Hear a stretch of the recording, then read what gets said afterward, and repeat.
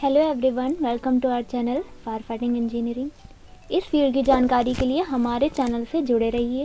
Video को and तक देखिए और जो भी व्यूअर्स फर्स्ट टाइम देख रहे हैं वो इस चैनल को सब्सक्राइब करना ना भूलें। Hello everyone, welcome to our channel fire fighting and engineering. आज की इस वीडियो का हमारा टॉपिक रहेगा difference between MS and GI pipe, कि एमएस पाइप और जीआई पाइप में क्या क्या डिफरेंसेस होते हैं और उनकी कौन कौन सी क्वालिटीज़ के बेस पे हम उन डिफरेंसेस को आपको बताएंगे, वो चीज़ हम बताएंगे। ये बहुत सारे लोगों का कमेंट था कि एमएस पाइप और जीआई पाइप में क्या अंतर होता है, किनको किन की जगह पे हम यूज़ करें, क्या रेट्स होते हैं, क्या इनके एप्लीकेशंस होते हैं। जिस बेसिस पे हम आपको डिफरेंस क्लियर करेंगे वो रहेगा, जैसे सबसे पहले हम बात करेंगे क्वालिटी की, कि दोनों में से कौन सी पाइप की क्वालिटी ज़्यादा बेटर होती है। ड्यूरेबिलिटी के बारे में बात करेंगे कि लॉन्ग लास्टिंग कौन सा पाइप होता है। प्राइस का कंपैरिजन एक बार बताएंगे कि कौन सा पाइप सस्ता होता है, कौन सा महंगा होता है। स्ट्रेंथ के बारे में बात करेंगे कि कौन सी पाइप की स्ट्रेंथ ज़्यादा होती है, किस पाइप की स्ट्रेंथ कम होती है। कोटिंग के बारे में बात कर लेंगे कि किस पे किस तरह की कोटिंग होती है, एमएस पाइप पे कैसी कोटिंग होती है और जीआई पाइप पे किस तरह की कोटिंग होती है। बात करेंगे प्रेशर रेजिस्टेंस की भी, कि किस पाइप में प्रेशर रेजिस्टेंस ज़्यादा होता है, किस पाइप में कम होता है। और साथ ही साथ बात कर लेंगे फिटिंग्स की, कि किस तरीके की फिटिंग्स किस पाइप में होती है। और एप्लीकेशंस की भी बात करेंगे कि किन किन फील्ड्स में एमएस का पाइप इस्तेमाल होता है और किन फील्ड्स में जीआई का पाइप इस्तेमाल होता है। ये सारी चीज़ों के बारे में हम पूरी डिटेल में जानेंगे, जिससे हमको क्लियर हो जाएगा कि एमएस पाइप और जीआई पाइप में क्या अंतर होता है। बात करेंगे अगर एमएस पाइप की, एमएस का मतलब होता है माइल्ड स्टील। माइल्ड स्टील जो पाइप होता है वो उसमें कार्बन कंटेंट बहुत कम होता है, यानी कि ये लो कार्बन कंटेंट होता है। जनरली यूज जो होता है ये प्लम्बिंग फील्ड में होता है, फायर फाइटिंग में भी होता है, इंडस्ट्रियल एरिया में भी होता है और डोमेस्टिक फील्ड में भी इसका यूज़ होता है। इसी तरीके से जीआई पाइप के बहुत सारे यूज़ होते हैं। सबसे पहले जो हम बात कर रहे थे किन क्वालिटीज़ के बेस पे हम डिफरेंस बताएंगे, तो सबसे पहले अगर हम बात करेंगे क्वालिटी, तो किसकी क्वालिटी ज़्यादा बेहतर होती है। जैसे अगर बात करें क्वालिटी की, तो जीआई पाइप को ज़्यादा बेस्ट माना जाता है in comparison to MS pipe. लेकिन एरिया ऑफ यूज़ जहाँ पे हम इसका यूज़ करेंगे उसके हिसाब से इनकी क्वालिटी चेंजेस होती रहती हैं। दूसरा जो हम क्वालिटी के बारे में बात कर रहे थे, ड्यूरेबिलिटी।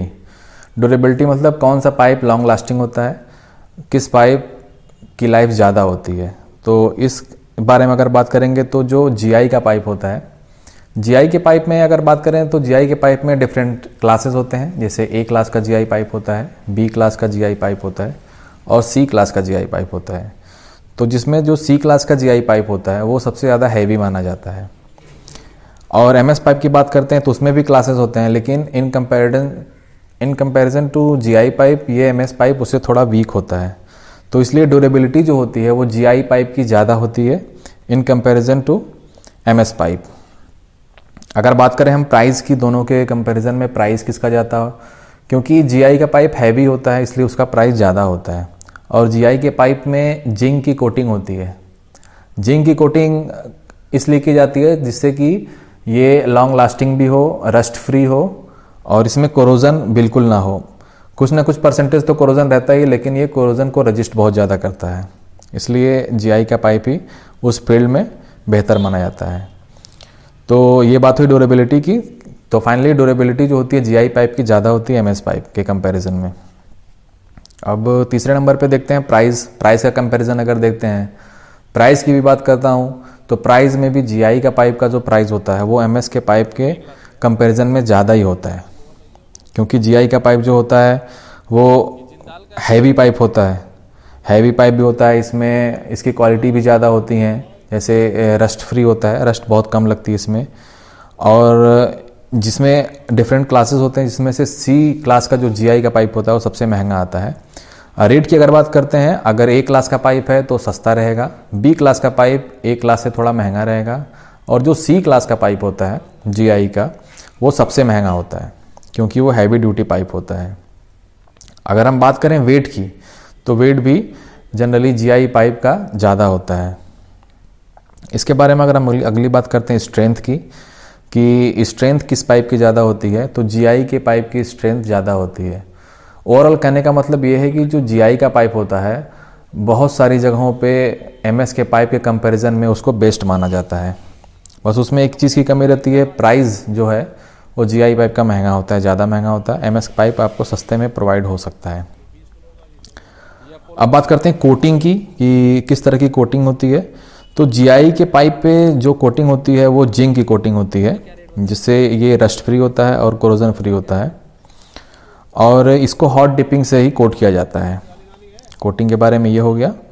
और कोटिंग के बाद अगर जहाँ हम यूज़ करते हैं उसमें हम बता देते हैं कि यूज़ करने के लिए हम उस पर पहले 2 कोट प्राइमर करते हैं। येलो प्राइमर अगर फायर फाइटिंग सिस्टम में हम यूज़ कर रहे हैं जीआई का पाइप तो 2 कोट हम प्राइमर करते हैं। उसके बाद 2 कोट पेंट भी करते हैं, वो रेड पेंट होता है, यानी पीओ रेड पेंट हम यूज़ करते हैं जीआई के पाइप में अगर हम उसको फायर फाइटिंग सिस्टम में यूज़ करते हैं तो। नेक्स्ट क्वालिटी पे बढ़ते हैं, वेल्डेबिलिटी। वेल्डेबिलिटी मतलब कि किस पाइप को वेल्ड करना आसान होता है। तो इस क्वालिटी में कंपैरिजन करेंगे तो जीआई और एमएस पाइप दोनों में ऐसी क्वालिटी होती है कि उनको वेल्ड करना आसान होता है। जीआई का पाइप थोड़ा हैवी होता है तो उसको थोड़ा वेल्ड करना ज़्यादा आसान होता है क्योंकि ये हाई टेम्परेचर भी बियर कर सकता है। और एमएस पाइप अगर थोड़ा सा अगर थिन रहेगा तो जैसे ही हम वहाँ पे वेल्डिंग रॉड रखेंगे तो वो मेल्ट हो जाता है पाइप ही। तो इसलिए जीआई का पाइप जो होता है उसको वेल्ड करना थोड़ा सा ईजी माना जाता है in comparison to MS pipe. क्योंकि अगर अगले हम क्वालिटी की बात करते हैं, अगर स्ट्रेंथ की बात कर लेंगे, अगर इस पॉइंट ऑफ व्यू से बात करें कि इसकी स्ट्रेंथ किसकी ज़्यादा होती है, क्योंकि कार्बन का जो कंटेंट होता है वो एमएस पाइप में काफ़ी कम होता है, मतलब अप्रॉक्सीमेटली 0.25% ही कार्बन कंटेंट होता है एमएस पाइप में। अब चूंकि कार्बन कंटेंट का रिलेशन सीधे होता है डक्टाइल नेचर से, कार्बन कंटेंट जितना ही कम रहेगा वो मटेरियल उतना ही डक्टाइल होगा, मतलब कि उसको ईजी हो जाएगा बेंड करने के लिए, ईजी टू बेंड हो जाएगा। तो इस तरीके से ये कंक्लूजन निकलता है कि एमएस के पाइप में चूंकि कार्बन कंटेंट बहुत कम होता है इसलिए ये ईजिली इसको हम बेंड कर सकते हैं, ये थोड़ा सा डक्टाइल नेचर का होता है। अब अगर आगे बढ़ते हैं, जैसे किस किस रूप में इसको हम मार्केट में ले सकते हैं, जैसे कि एक सिंपल पाइप होता है सीधा सीधा, और एक दूसरा पाइप होता है जिसके साइड में बिल्कुल लास्ट में वहाँ पे थ्रेडिंग ग्रूविंग का सिस्टम होता है। तो ऐसा पाइप दोनों में आ जाएगा। जैसे अगर आपको एमएस का पाइप लेना हो तो वहाँ पे भी थ्रेडिंग ग्रूविंग का पाइप आएगा और सिंपल भी पाइप आएगा, और अगर जीआई का पाइप लेना हो तो उसमें भी ऐसे ही आता है। फायर फाइटिंग सिस्टम में मोस्टली हम जो यूज़ करते हैं वो वेल्डिंग वाला पाइप यूज़ करते हैं जहाँ पे थ्रेड नहीं होता है। तो ये सारी बात हुई एमएस पाइप और जीआई पाइप के बारे में।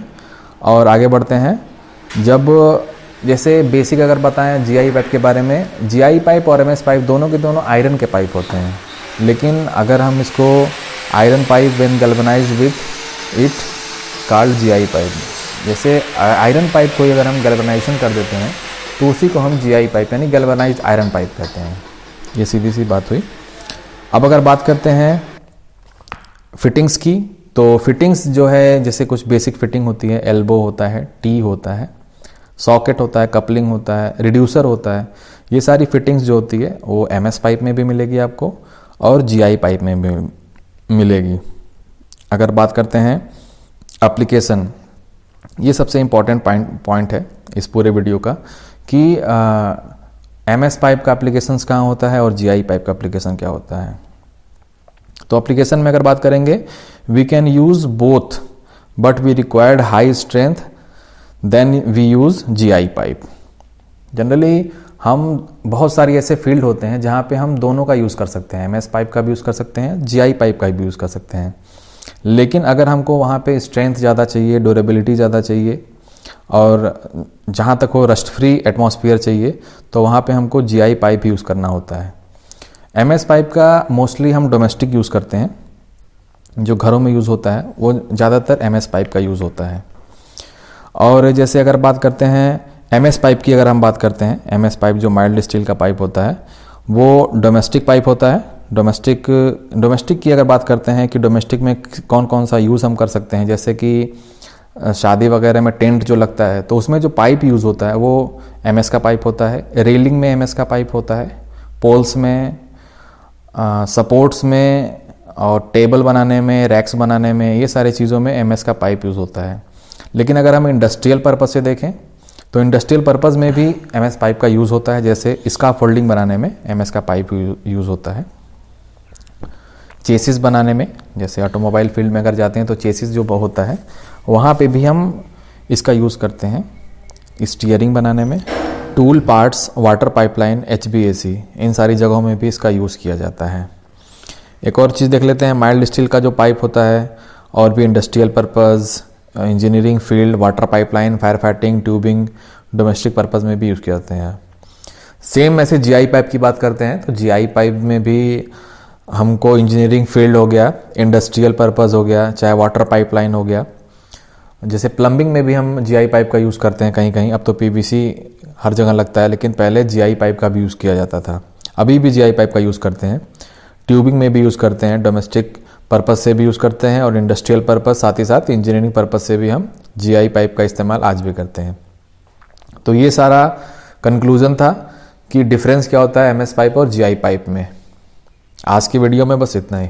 अगर ये वीडियो आपको पसंद आई तो इसे लाइक करें और कमेंट करके अपनी राय दें और चैनल को सब्सक्राइब करना ना भूलें। आज के लिए बस इतना ही। मिलते हैं आपसे जल्दी ही एक नए वीडियो में। Thank you so much.